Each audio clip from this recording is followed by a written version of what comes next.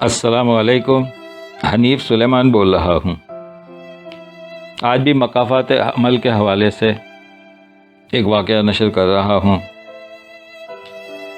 वाक़या कुछ यूँ है कि दुनिया मौसीकी का देवता, अरबपति मूसीकार जिसका नाम माइकल जैक्सन, 1978 में जबकि उसकी उम्र 19 साल थी, उसका पहला solo album of the wall launch हुआ तो उसकी 1 करोड़ कॉपियाँ फ़ौरन ही फ़रोख्त हो गईं और माइकल जैक्सन को बेपनाह शोहरत मिली और दौलत हासिल हुई। इस ज़माने में एक नजूमी ने उसे बताया था कि वो 70 साल तक ज़िंदा रहेगा, तो वो बड़ा बरहम हुआ, गुस्सा हुआ और कहने लगा कि मैं तुम्हें 150 साल तक ज़िंदा रहकर दिखाऊंगा। और फिर उसने रॉक, फंक और सोल म्यूज़िक में कमाल हासिल कर लिया। उसे शहंशाह मौसीकी, किंग ऑफ म्यूज़िक कहा जाने लगा और 1982 में उसका दूसरा एल्बम थ्रिलर रिलीज़ हुआ तो उसकी मकबूलियत में सारे रिकॉर्ड तोड़ दिए और 1 माह में उसके 6.5 करोड़ कॉपियाँ फ़रोख्त हो गई। तो माइकल जैक्सन गुरूर और देर तक ज़िंदा रहने की हवस पहले से ज़्यादा कहीं बढ़ गई।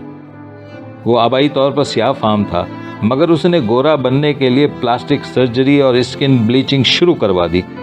अमेरिका और यूरोप के 55 चोटी के प्लास्टिक सर्जन्स की खिदमात हासिल की, हत्ता कि 1987 में उसकी सारी शक्ल व सूरत, जिल्द, नकूश और हरकत व सकनात मुकम्मल तौर पर तब्दील हो गई।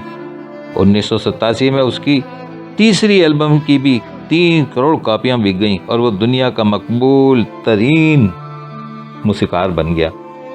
अब उसके एहसास कमतरी और गुरूर ने मज़ीद पेशकश कदमी की। उसने अपने ख़ानदान और पुराने दोस्तों से कतई ताल्लुक़ कर लिया और मुकम्मल तौर पर मसनूई ज़िंदगी के गिरदाब में फंस गया।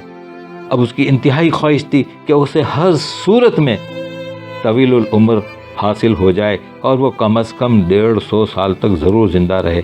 इसके लिए उसने अजीब व गरीब हरकतें की। मसलन रात को ऑक्सीजन टेंट में सोता था और जरासीम, वायरस और बीमारियों से बचने के लिए दस्ताने पहनकर लोगों से हाथ मिलाता था और मुलाकातों से पहले मुंह पर मास्क चढ़ा लेता था।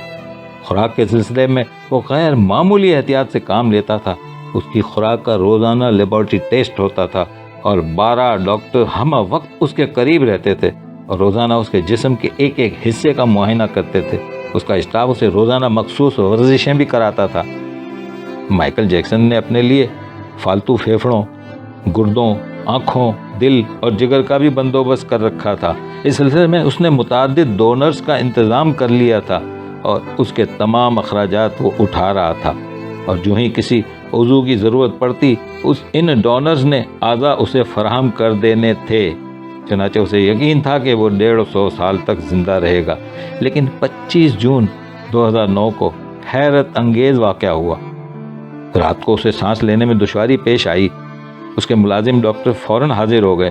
उन्होंने फौरी तौर पर मुल्क के बेहतरीन डॉक्टरों को बुला लिया और ये सब उसे मौत से बचाने के लिए अपनी सी कोशिश करते रहे। उसे हॉस्पिटल ले गए मगर उसे कोई भी मौत से ना बचा सका और 30 मिनट की कशमकश के बाद बिलाखिर वो दम तोड़ गया।